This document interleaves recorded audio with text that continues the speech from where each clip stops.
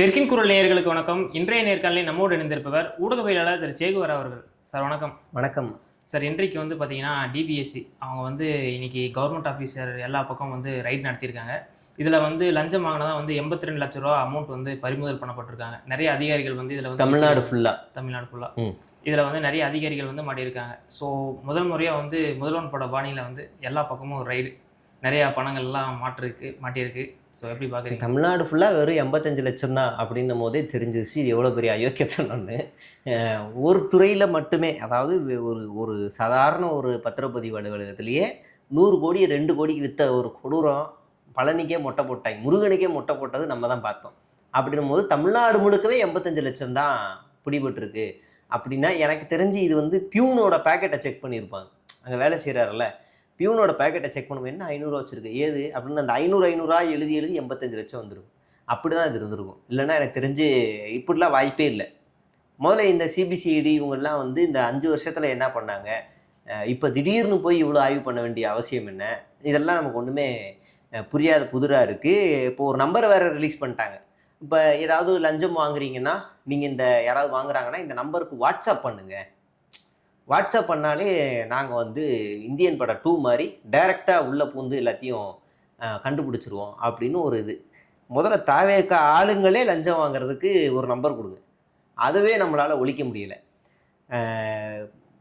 இப்போ அங்கே என்ன சொல்கிறாங்க அப்படின்னா, நிர்மல்குமார் அவர்கள் கூட இன்றைக்கி பேசும்போது பத்திரப்பதிவு துறையில் லஞ்சம் வாங்கினாங்க, இந்த முறைகேடு நடந்திருக்கிறது உண்மைதான். ஆனால் என்ன சொல்கிறாங்கன்னா, உடனடியாக நடவடிக்கை எடுத்தாங்க, அடுத்தடுத்து நடவடிக்கை எடுத்து நிறையா பேர் டிஸ்மிஸ் செய்யப்பட்டிருக்காங்க. கடந்த 5 வருஷத்தில் எவ்வளவோ ஊழல் நடந்திருக்கு, ஆனால் ஒரு வழக்காவது சிபிசிஐடிக்கு போயிருக்கா அப்படின்ற ஒரு நீதிமன்றம் சில கேள்விகள் கேட்டுச்சு. அந்த கேள்விகள்ல இருந்து நீங்கள் 2 பதிவாளர் மேலேயும் தானே நடவடிக்கை எடுத்திருக்கணும், ஏன் ஒரு ஆள் மேலே மட்டும் எடுத்தீங்கன்னு கேட்டாங்க. இதுக்கு பேர் நடவடிக்கை? நீதிமன்றம் கேட்குதுப்பா, திமுக காரெல்லாம் கேட்கல. திமுக காரங்க ரொம்ப மோசமாக கேள்வி கேட்குறாங்க. அதுலேயும் எக்மோர் பரந்தாமன் இருக்கார்ல, முன்னாள் எம்எல்ஏ, அவர் சில கேள்விகளை முன்வைக்கிறாரு. அந்த கேள்விகளில் ஒரு கேள்விக்காவது அவர்கிட்ட பதில் இருக்கணும். ஏன் இன்னும் சார் பதிவாளரை கைது செய்யவில்லை? அடுத்து, மாவட்ட பதிவாளரை ஏன் குற்றவாளியாக சேர்க்கலை? முன்பு இருந்த சார் பதிவாளர் ஏன் விடுமுறையில் சென்றார்? அறியாமையின் காரணமாக செய்து விட்டார்கள் என அமைச்சரே சொல்வது ஏன்? இந்த சதி செயலின் பின்னால் இருப்பது யார்? ஏன் அவசர கோலத்தில் இதை பதிவு பண்ணாங்க? கோவிலுக்கு சொந்தமான நிலத்தை வெரிஃபை செய்யாதது ஏன்? இப்படி பல கேள்விகள் இருக்கு. இதுக்கெல்லாம் யாராவது பதில் கொடுப்பாங்களான்னு கேட்டா சிம்பிளா சொன்னாரு, தவறு நடந்திருக்கு, ஊழல் நடக்கலை, தவறு நடந்துருச்சு அப்படின்னு. இப்போ இந்த நடுவரல் சங்கின்னு ஒரு சேனல் ஒன்று இருக்கும், புஷ்பராஜன் ட்ரோல் பண்ணார். செருப்படுத்து அடிச்சுட்டு, செருப்படுத்து அடிக்கலப்பா, தவறு நடந்திருக்கு, நீ தப்பாக எடுத்துக்கூடாது, தவறு நடந்திருக்கு. அந்த மாதிரி தான் இருக்குது பச்சை ஊழல். நீங்கள் இந்த பிஜேபிக்காரங்க சொல்லுவாங்க, இந்த 2 கோடி 2 கிலோமீட்டருக்கு 250 கோடி ரோடு போடுற செலவாயிருக்கு, சிஏஜி அறிக்கை சொல்லுது. ஊழல் நடக்கலை, சிஏஜி ரிப்போர்ட் சொல்லுது அப்படின்னு சொல்லுவாங்கல்ல. அது ஒரு குற்றச்சாட்டு, விமர்சனங்கள் வைக்கிறோம், குற்றச்சாட்டு, அது ஒரு கருத்து சுதந்திரம். சிஏஜி ரிப்போர்ட்டே இப்படி சொல்லுதுன்னா அது ஒரு ஊழல் தானே அப்படின்னு நம்ம சொல்கிறோம். அப்படிதான் இங்கேயும் சொல்கிறோம். இதுக்கு பேர் இவங்களை பொறுத்த வரைக்கும் அவதூறு. அது எப்படி 100 கோடி ரூபாயை நீங்கள் 2 கோடிக்கு பண்ணுவீங்க? அதுவும் அது பார்த்தாலே ஒரு பெரிய பிளானடு செட்டப்பாக இருக்குது. நான் உங்களுக்கு ஒரு ஃபோட்டோ காட்டுறேன், நம்பவே மாட்டீங்க. கரெக்டாக சொல்லி வச்ச மாதிரி ஒரு பதிவாளர் லீவ் போடுவாராம், இங்க இருக்க பதிவாளர் சொல்லி வச்ச மாதிரி இங்க வருவாராம். அதுவும் பக்கத்துல இருக்கவங்களா இல்ல, 60 கிலோமீட்டர் தூரத்துல இருந்து வருவாராம். கொடைக்கானல்ல இருந்து பழனிக்கு எப்படி வரணும்னு தலை சுத்திரும், அங்க இருந்து வருவாராம். திரும்ப அவர் வேலையை முடிச்சுட்டு பத்திரப்பதிவு முடிச்சுட்டு அப்படியே அவர் திரும்ப அதே இடத்துக்கு போயிடுவாராம். இப்ப அந்த நிலத்தை வாங்கினவர் யாருன்னு பார்த்தா, நீங்க அவருக்கும் அந்த நிலத்துக்கும் அவருக்கும் சம்பந்தமே இருக்காது. இவர் தான் அந்த நிலத்தை வாங்கினாருன்னு சொன்னா உங்களால நம்ப முடியுதா?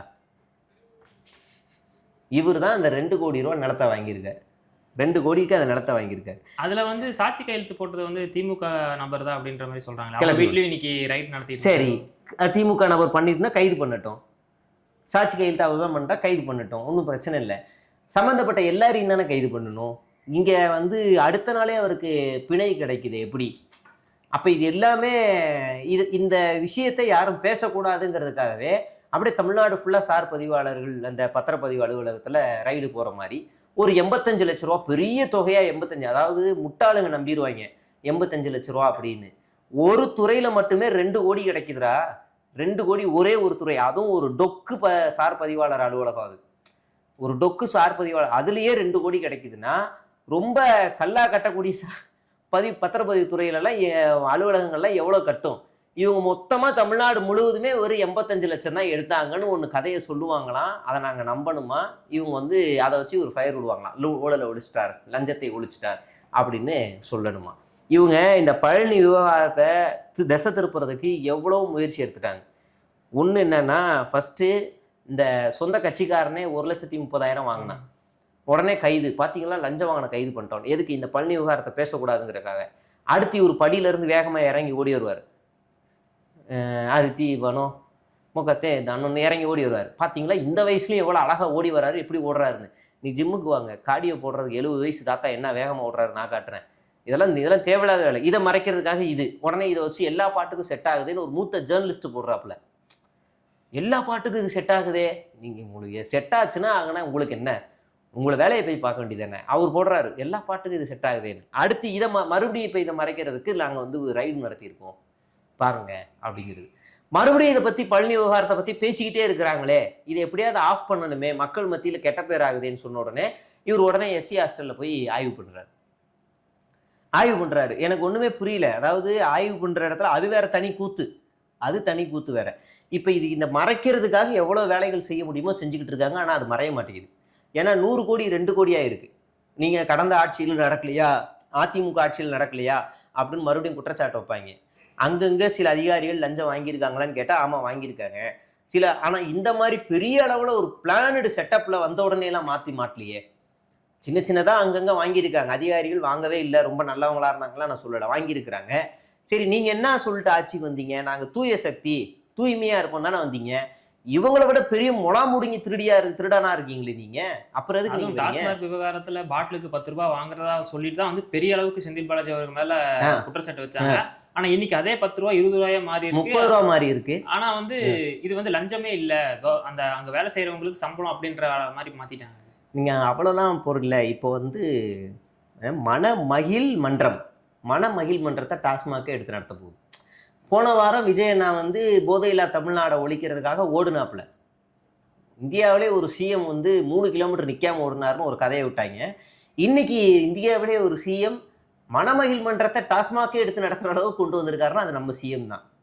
நீங்கள் வந்து இனிமேல் பொண்டாட்டி திட்டுதா, புருஷன் திட்டுனா வேலை பிரச்சனையா, எதுவாக இருந்தாலும் பரவாயில்ல, அரசாங்கமே உங்களுக்கு குளிர்சாதன அறைக்குள்ளே வச்சு உங்களுக்கு 54 வகையான சரக்குகளை ஊற்றி கொடுக்க காத்து கொண்டு இருக்கிறதுன்னு உடனே இதுக்கு எதிர்ப்பு தெரிவிச்சோடனே இன்னும் அஃபீஷியலாக வரல அப்படின்னு ஒரு ஸ்டேட்மெண்ட் டக்குன்னு.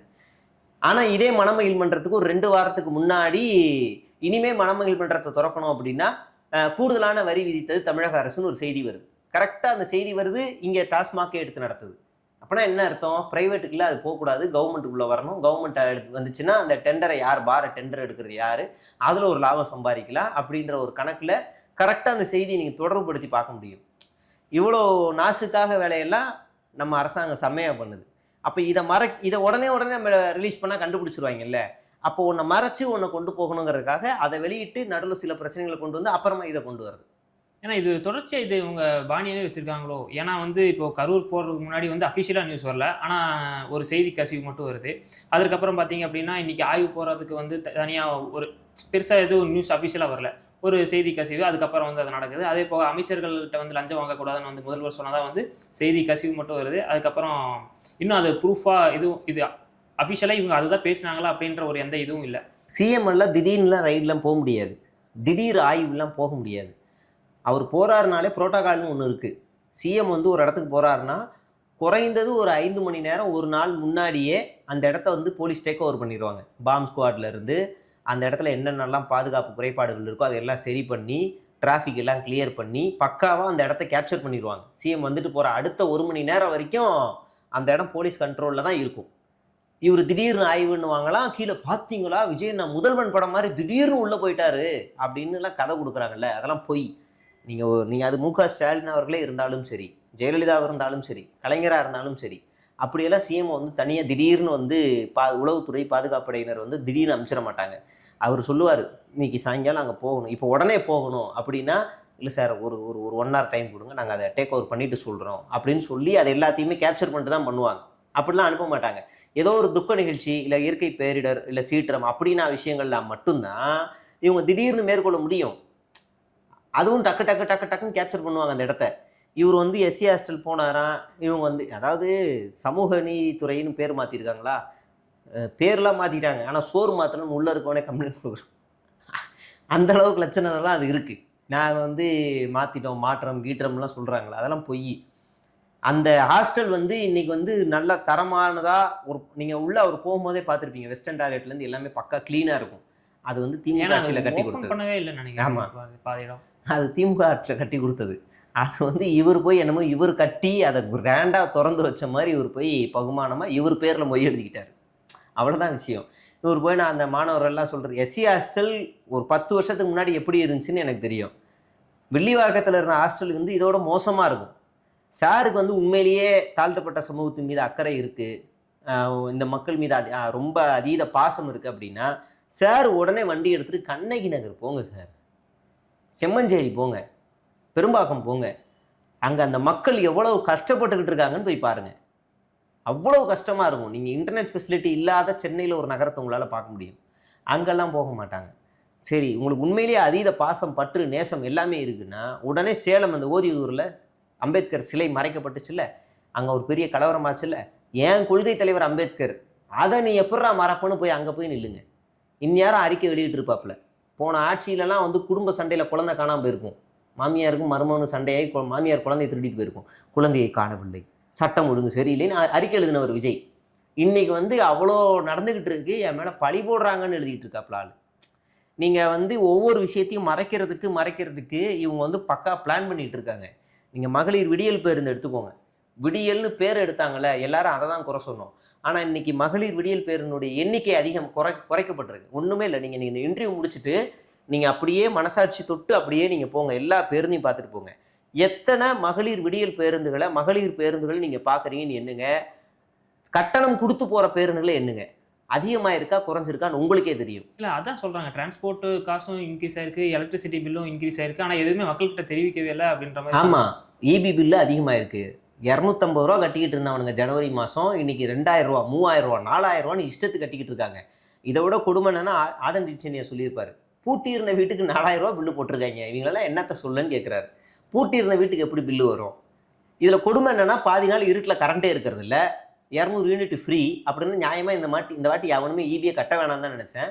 பார்த்தா எல்லாருக்கும் 4 மடங்கு 5 மடங்கு 6 மடங்குலாம் வருது. ஒரு ஆளுலாம் 10 மடங்கு வருது. 250 ரூபா கட்டிக்கிட்டு இருந்தவர் இன்னைக்கு 5000 ரூபா கட்டுற அளவுக்கு வந்துருக்கு. என்னடா அது கொடுமைன்ற அளவுக்கு ஆக்கி விட்டுருக்காங்க. இன்னைக்கு வந்து பேருந்துகளோட எண்ணிக்கை ஃபுல்லாக குறைஞ்சிருச்சு. அதை வெளியில் சொன்னால் பிரச்சனை ஆயிருங்கிறதுக்காகவே விடியல் பேர் எடுத்து இவர் பேரை மாற்றிட்டாங்கன்னா அது ஒரு டைட்டில் ஆக்கி டிஸ்கஷன் ஆக்க வச்சுருக்காங்க. ஊடகங்கள் இன்னைக்கு அதை டிஸ்கஷன் ஆக்குது. ஆனால் எண்ணிக்கை இங்கே குறைக்கப்பட்டிருக்கு. தினமும் பெண்கள் வயதானவர்கள்லாம் இந்த டைமில் இந்த பஸ்ஸு வரும், நான் ஏறி வேலைக்கு போயிட்டு வருவேன்னு காத்துக்கிட்டு இருந்தவங்களாம் இன்னைக்கு டிக்கெட் எடுத்துகிட்டு போக வேண்டிய அவலநிலை உருவாயிருக்கு. வழக்கத்தை விட இன்னைக்கு அதிகமாக சென்னையில் வந்து டிராஃபிக் அதிகமாக இருக்குது. நீங்கள் இந்த 2 மாதமாக இந்த சென்னையோட டிராஃபிக் இருக்குல்ல, அது கட்டுப்பாடே இல்லாமல் ரொம்ப மோசமாக இருக்குது.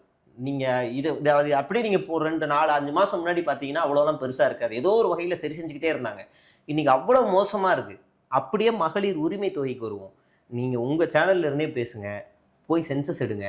கடைசி 2 மாதம் பல பெண்களுக்கு 1000 ரூபாய் வரல, பல பெண்களுக்கு 1000 ரூபாய் வரல. இவங்க என் மேலே கேஸ் போட்டாங்கன்னா அந்த லிஸ்ட்டை நான் வெளியிடலான்னு வச்சுருக்கேன். போட்டால் போடட்டும், பிரச்சனை கிடையாது.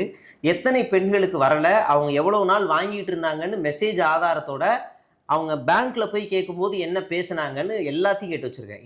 இதே வட சென்னையில் ஓட்டேரியில் இருக்க இந்தியன் ஓவர்சீஸில் கிட்டத்தட்ட 50 பெண்கள் அந்த அலுவலகத்தில் இருக்கிற மேனேஜரை போய் முறையிட்டு இருக்காங்க. அவருக்குமே எதுவுமே சொல்ல தெரியல, பாவம். கலெக்டர் ஆஃபீஸ் போகிறாங்க, தெரியல. வயதான பெண்கள் மாத்திரை வாங்குறாங்க, தனக்கான தேவைக்கு ஏதோ ஒன்று வாங்குறாங்க. அப்படி வாங்கிட்டு இருந்த பெண்களுக்கு இன்றைக்கி 1000 ரூபா காணும். 3 மாதம் சேர்த்து போட்ட முதலமைச்சர் மு க ஸ்டாலின் இன்றைக்கி 2 மாதமாக போடாத விஜய். பல பேருக்கு வரல. இப்போ இது எல்லாத்தையும் மறைக்கணுங்கிறதுக்காகவே விஜய் என்ன பாருங்க, எங்க நல்லா ஜாலியாக காரை இப்படி அழகாக குழந்தை மாதிரியே மாறிட்டாரு. அவர் பாருங்க சட்டையை அழகாக ஸ்டைலாக எடுத்து விட்றாரு. அவர் பாருங்க இன்னும் 6 பேக் மெயின்டைன் பண்ணுறாரு, இன்னும் அழகாக இருக்காரு, ட்ரிம் பண்ணுறவே இல்லை பாருங்களேன், வயசானதே தெரில பாருங்களேன். இப்படியே புரணி பேசிக்கிட்டு இருக்காங்க. இதுக்கு நடுவில் இன்னொரு கூட்டம், அமைச்சரவை கூட்டத்தில் என்ன நடந்துச்சு ஏது நடந்துச்சுன்னு ஒரு பயலுக்கும் தெரியாது. உடனே ஒரு செய்தி நிறுவனம் வந்துருச்சு, இனிமேல் ரீல்ஸ் போட்டால் விஜய் நான் கொன்றுவாராம் அப்படின்னு அவரே கட்டளை இட்டுருக்காரான்னு பெரும்படுத்திட்டாங்க.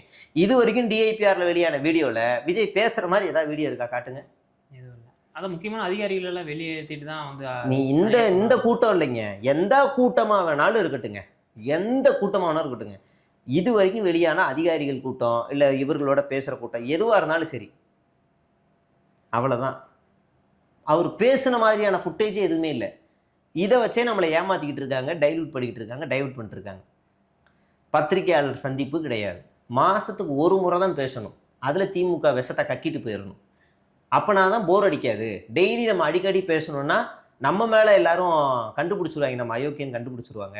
அதனால மாசத்துக்கு ஒரு தடவை வந்து ஒரு ஒரு ஒரு வெப் சீரிஸ் மாதிரி ஒரு சீரீஸை கொடுத்துட்டு போயிடுவோம், கரெக்டாக இருக்கும் அப்படின்ற ஒரு ரூலை ஃபாலோ பண்ணிக்கிட்டு சார் வண்டி ஓட்டிக்கிட்டு இருக்காரு. அதே நேரத்தில் கீழே இருக்கவங்களுக்கு என்ன இன்ஸ்ட்ரக்ஷன்ஸ்னா, நீங்கள் ரீல்ஸ் எல்லாம் எடுங்க, அதெல்லாம் யாரும் எதுவும் சொல்ல மாட்டேன், ரீல்ஸ் தாராளமாக, அதை ரீல்ஸ் குறையுன்னு நினைக்கிறீங்களா? அதெல்லாம் இல்லை, ரீல்ஸ் போயிட்டே தான் இருக்கும்.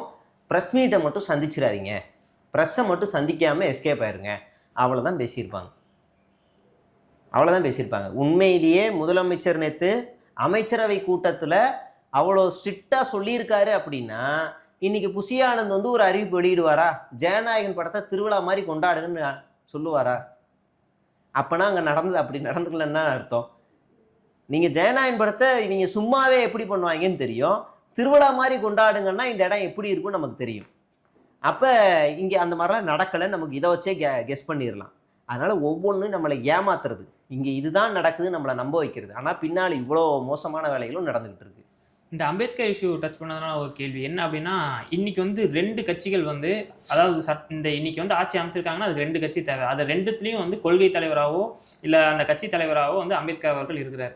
ஸோ அம்பேத்கர் அவர்களை ஏற்றுக்கொண்டு அவரை தலைவராக வச்சிருக்க கட்சிகள் ஆட்சியில் இருந்துமே அம்பேத்கருக்கு இங்கே பாதுகாப்பு இல்லையா அப்படின்ற ஒரு கேள்வி வருது. ஆமாம், அவங்க இப்போலாம் கிடையாது, இந்த 2 கட்சி தான் காப்பாற்றணுன்றது இல்லைங்க, எல்லாருமே சேர்ந்து காப்பாற்றணும்.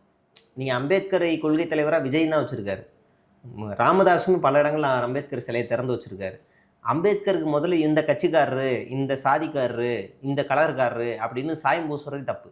நீங்கள் பெருவாரியான இடங்கள்ல அம்பேத்கர் மார்பளவு சிலை இருக்கும், இல்லைன்னா கையில் புத்தகம் வச்சுருக்கும், இல்லை கை நீட்டி இருப்பார், அவ்வளோதான். நாடாளுமன்றத்தில் மட்டும்தான் அம்பேத்கர் வந்து கால் மேலே கால் போட்டு உட்காந்துருப்பார். அதே மாதிரி மணிமண்டபத்தில் நம்ம டெல்லியிலேயே. அதுக்கப்புறமா நீங்கள் பிரம்மாண்டமான சிலையை பார்க்கணும்னா தெலுங்கானா மாநிலத்தில் சட்டமன்றத்துக்கு பக்கத்தில் ஹைதராபாத்தில் ஒரு பெரிய சிலை 125 அடி ஒரு சிலையை பார்க்க முடியும், அது பிரம்மாண்டமாக இருக்கும் அந்த சிலை. அந்த மாதிரி ஒரு சிலையை ஒரு கிராமத்தில் கால் மேலே கால் போட்டு அம்பேத்கர் இப்படி கை நீட்டுற மாதிரி வச்சுருக்காங்க. இந்த இடைநிலை சாதியை சேர்ந்த ஒரு 10-15 பேர் போராட்டம் நடத்தியிருக்காங்க. அவர் வந்து எங்கள் ஊரை பார்த்த மாதிரி இருக்குது, அதை நீக்கணும், உங்களுக்கு வேணால் அந்த பக்கம் வச்சுக்கோங்கன்னு சொன்னாங்களாம். அம்பேத்கர் உன் ஊரை பார்த்த மாதிரி நிற்கிறாருன்னா உனக்கும் தான் பெருமை. அது நீ இன்னைக்கு வந்து இடஒதுக்கீடை வாங்கிட்டு இன்னைக்கு நீ வந்து சந்தோஷமா நீ வாழ்ந்துகிட்டு இருக்கிறல்ல, இந்த சமூகத்துல நீ ஒரு அங்கீகரிக்கப்பட்ட ஒரு ஆளா வாழ்ந்துட்டு இருக்கல்ல, அதுக்கு காரணம் அம்பேத்கர் தான். நீ இன்னைக்கு படிச்சுக்கிட்டு இருக்கிற கல்வி ஒரு ஜனநாயக தன்மையோட இருக்கிறல்ல, அதுக்கு காரணம் அம்பேத்கர் தான். இந்திய அரசியலமைப்பு சட்டத்தை தன்னுடைய வாழ்நாள் எல்லாத்தையுமே அர்ப்பணிச்சுட்டு எழுதினார்ல, அதனாலதான் அவர் இன்னைக்கு அதனாலதான் நீ இங்க இருக்க. இதெல்லாம் எடுத்து சொல்ல வேண்டியது இன்னைக்கு இருக்க ஆட்சியாளர்கள்.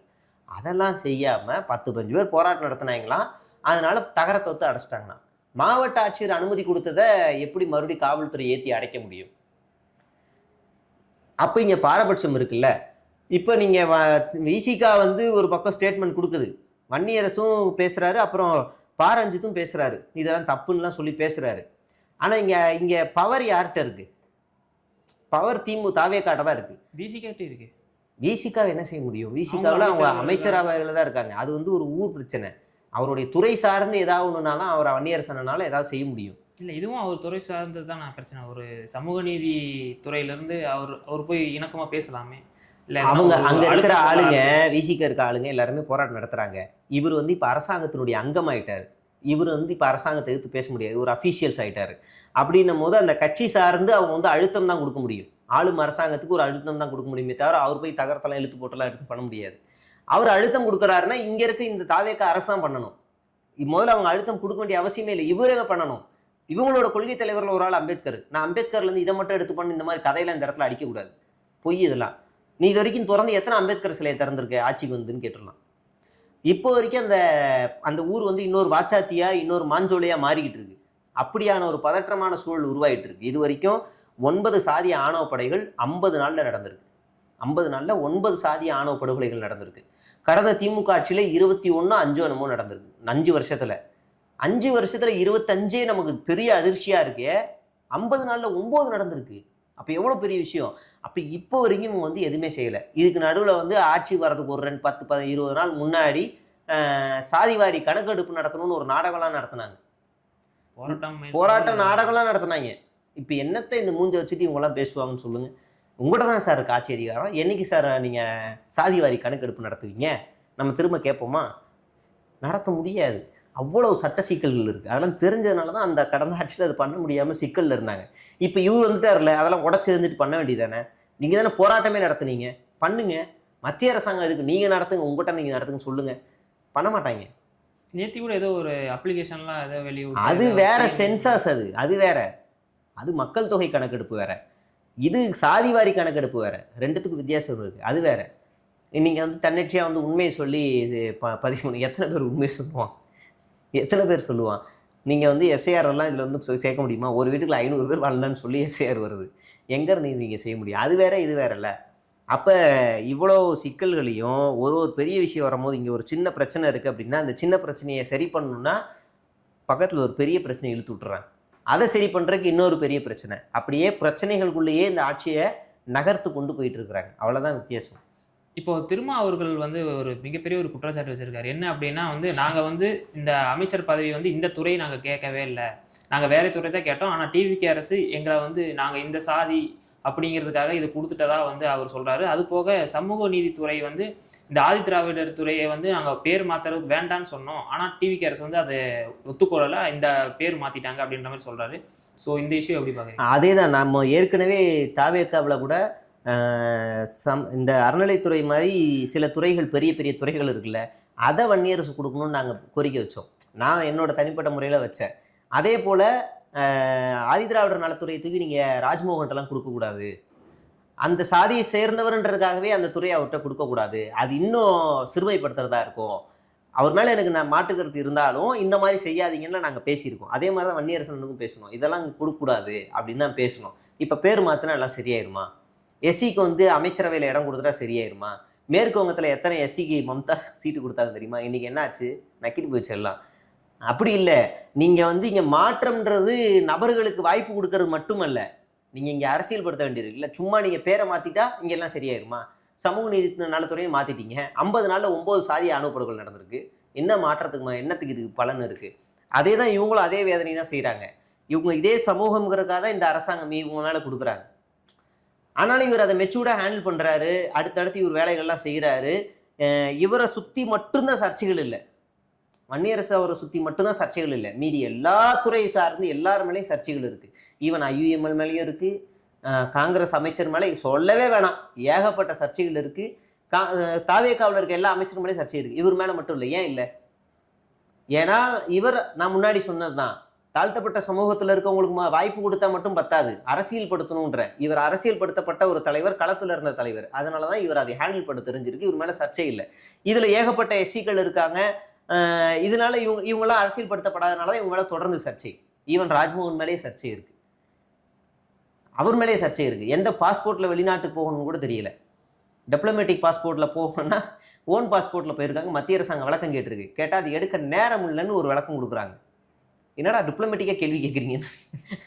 அந்த லட்சணத்தை தான் இருக்காங்க. அப்போ சுற்றி சுற்றி இங்கே சர்ச்சைகள் வர்றது காரணமே இதுதான். அதனால இவர் இப்போ நீங்கள் வன்னியரசு மேலே, வன்னியரசு கிட்ட வந்து சமூக உண்மையிலேயே இந்த கட்சி மாற்றம் அப்படின்லாம் நினச்சிங்கன்னா அறநிலைத்துறையை தூக்கி விட்ட கொடுங்க, அறநிலை தூக்கி கொடுங்க, அவ்வளோதான், முடிஞ்சிரும், அவ்வளோதான். நீங்கள் ஏன் கரெக்டாக அறநிலையத்துறையை தூக்கி ரமேஷ் கொடுத்தீங்க? ராஜ்மோகன் கொடுக்க வேண்டியதானே? அப்போ கூட ஒரு இந்த மாதிரி சர்ச்சை எழுந்துச்சு. அப்போ அவர் வந்து பெரியாரிஸ்ட், பெரியாரை பற்றி நிறையா பேசுகிறாரு அப்படின்ற மாதிரி. அப்போல்லாம் ஒன்றும் கிடையாது. கி வீரமணியும் ரமேஷும் ஒரே ட்ரெயினில் வந்துகிட்டு இருந்தாங்க. ரமேஷ் அப்போ வெள்ளை சட்டை போட்டு உள்ள ட்ரெயினில் இருந்தாப்புல. கரெக்டாக இந்த ஆசிரியர் இந்த ட்ரெயினில் போகிறாருன்னு சொன்ன உடனே அப்படியா இருங்கன்னு சொல்லி ஒரு கருப்பு சட்டையை போட்டு அப்படியே உள்ளே போய் ஃபோட்டோ எடுத்துகிட்டு வந்தாப்புல ஆள். அதெல்லாம் சும்மா வேஷத்துக்கு தான் பெரியார். அதெல்லாம் ஒன்றும் கிடையாது. நீங்கள் வந்து அப்போ பெரியாரிஸ்ட்னா இந்நேரம் ஊழலுக்கு எதிராக இவர் என்ன பேசியிருக்கணும்ல? இவ்வளோ பெரிய 100 கோடிக்கு பேரில் தவறு நடந்திருக்குன்னு எப்படி சொல்ல? பெரியார் அப்படி சொல்லுவாரா? எதையாவது எடுத்து எரிஞ்சிருவார். அப்படிலாம் அப்படி இதெல்லாம் சும்மா. இது கரெக்டாக அந்தந்த சமூகத்தை பார்த்து அந்தந்த தொகுதியில் நிற்க வச்சுருக்காங்க. அவங்களுக்கு தான் வாய்ப்பு கொடுத்துருக்காங்க. கரெக்டாக நடந்திருக்கு. யாருக்கும் பகை இல்லாமல் போகிறாரோ?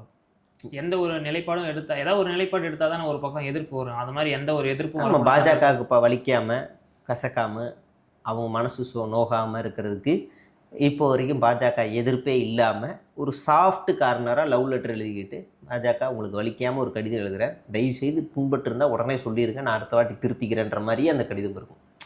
நீட்டுக்கு ஒரு கடிதம், இலங்கை தமிழர்கள் இலங்கை கடற்படையால் தமிழக மீனவர்கள் கைது செய்யப்பட்டதுக்கு ஒரு கடிதம், அப்படியே வலிக்காத மாதிரியே ஒரு கடிதம், கர்நாடகா மேகதாதுக்கு ஒரு கடிதம், அப்படியே ஒரு வலிக்காத மாதிரியே ஒரு கடிதம். புரியுங்களா? இப்போ ஒரே நாடு ஒரே தேர்தல் அறிவிக்க போகிறாங்கன்னு உடனே இங்கேருந்து எந்த எதிர்ப்பும் வரல. தன்னுடைய சொந்த கூட்டணிக்கு நமக்கு ஆதரவு கொடுத்த ஒரு கட்சி மேலே சிபிஐ ரைடு நடத்துது, அதுக்கு ஒரு கண்டன அறிக்கை எதுவுமே கிடையாது. சம்மந்தமே இல்லாமல் திமுக எதிர்ப்பு தெரிவிக்குது. கம்யூனிஸ்டோட முன்னாள் முதலமைச்சர் வீட்டில் ரைடு நடக்குது, திமுக எதிர்ப்பு தெரிவிக்குது. அவங்களுக்கு ஆதரவு கொடுத்த விஜய் மௌனமாக பொத்திக்கிட்டு இருக்காப்புல. அதனால் அவங்களுக்கு வலிக்கக்கூடாது, பாஜகவுக்கு வலிக்கக்கூடாது, அதே நேரத்தில் காங்கிரஸுக்கும் வலிக்கக்கூடாது. நான் ஒரு லோ பட்ஜெட் ஜெகன்மோகன் ரெட்டி மாதிரி, இல்லைன்னா மாயாவதி மாதிரி, அந்த மாதிரி நான் ரெண்டு பக்கமும் இருக்க மாட்டேன், அப்படி நான் சாஃப்ட் கார்னரில் போகிறேன், அந்த ஸ்டாண்டை தான் விஜய் எடுக்கிறார். அதனால் பாஜகன்ற பச்சை கிளின்ற பேரே அது அண்ணன் வாயிலேருந்து வராது, அப்படி ஜாலியாக அமைதியாக போயிடுவார். சரி, இப்போ அடுத்ததான் நிர்மல்குமார் அவர்கள் இன்னைக்கு செய்தியாளர் சந்திப்பில் ஒரு விஷயம் சொல்கிறார். என்ன அப்படின்னா, திமுக மட்டும் காங்கிரஸ், விசிகா, கம்யூனிஸ்ட், ஐயுஎம்எல்ஏ இந்த கட்சிகளோட கூட்டணி இல்லை அப்படின்னா 20 சீட்டு கூட ஜெயிச்சிருக்க மாட்டாங்க. இவங்க கட்சியோட ஆதரவுனால மட்டும்தான் இன்னைக்கு 2016 என்ன துபாயில் இருந்தாரா அப்படின்னு 2016 அவர் என்ன துபாயில் இருந்தாரா எனக்கு தெரியல. அவர் 2016 திமுக தனித்து தான் போட்டி, காங்கிரஸ் மட்டும்தான் இருந்துச்சு. காங்கிரஸ் எத்தனை ஜெயிச்சு, திமுக எத்தனை ஜெயிச்சு, இந்த நேரம் தூங்கிட்டு இருந்தாரான்னு தெரியல. இதுக்கு முன்னாடி திமுக தனித்து போட்டிட்டதே இல்லையா? 2011 யாருமே இல்லை, அப்போ யாரும் எவ்வளோ ஜெயிச்சாங்க? 3வது இடத்துல எத்தனை எம்எல்ஏ? 20 அதுக்கு மேலே ஜெயிச்சாங்களே. சும்மா பேசுகிறதெல்லாம் பேசிட்டு இது பண்ணலாம். முதல்ல உங்களுக்கு நீங்கள் பெரும்பான்மையை ஜெயிக்கவே வக்கு இல்லை. ஒரு கட்சி ஆஃபீஸுக்கு ஏறி இறங்கி சோஃபாவை அனுப்பி தான் நீங்கள் ஆட்சியே பிடிச்சிருக்கீங்க. உங்களுக்கு இதெல்லாம் தேவையா? இதெல்லாம் பேசலாமா? வாய் பேசலாமா? உங்களுக்கு ஆட்சியை பிடிக்கவும் முடியாமல், ஆட்சி இழக்கவும் முடியாமல், நடுத்தருவில் முச்சந்தியில் நிப்பாட்டின மாதிரி 108 நிப்பாட்டி வச்சுருக்காங்க தமிழ்நாட்டு மக்கள்.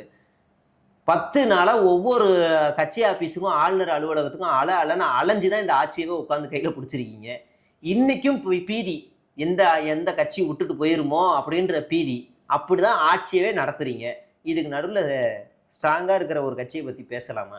அது ஏன் சொல்கிறாங்கன்னா இத்தனை நாளாக திமுக ஒரு விமர்சனம் வச்சுருந்தாங்க. ஏன்னா எங்கள் தயவில் எங்கள் கட்சி சிம்பிளை நின்று ஓட்டு கேட்டு ஜெயிச்சுட்டு இன்னைக்கு, அதாவது அவங்க விசிகேவும் சரி காங்கிரஸும் சரி, இவங்களாம் ஜெயிச்சதுக்கு காரணம் திமுக தான் அப்படின்ற மாதிரி திமுக சொல்லிக்கிட்டு இருந்ததாகவும், அதற்காக இவர் இந்த பதில் சொல்கிறார். திருமாவளவனே அதான் சொன்னார். அவரே மேடையில் என்ன சொன்னார்னா, இங்கே இருக்கிறவர்கள் நாங்கள் திமுக வாக்குகளை பெற்று ஜெயிச்சு விட்டு இன்னைக்கு தாவேகாவுக்கு ஆதரவு தரனே அப்படின்னு நீங்கள் யாராவது என்னை கேட்டிங்கன்னா அதுதான் ஜனநாயகம் அப்படின்னு அவர் சொன்னார். ஆனால் என்ன அப்படி யாருமே கேட்கல அப்படின்னு அவரே ஓப்பனாக சொன்னார். திமுக வாக்குகளை பெற்று தான் ஜெயித்தேன் அப்படின்னு தான் சொன்னார். நியாயமாக பார்த்தா கம்யூனிஸ்டுகளுக்கோ, சிபிஐக்கோ, சிபிஎம்முக்கோ, இல்லை ஐயுஎம்எலுக்கோ, விசிகாவுக்கோ பெருவாரியான இடங்களில் பூத் கமிட்டி தான் ஆளும் கிடையாது. எல்லா தொகுதியிலையும் வலுவான ஆளுங்கள்லாம் கிடையாது. இருக்காங்க, ஓரளவுக்கு இருக்கிறாங்க.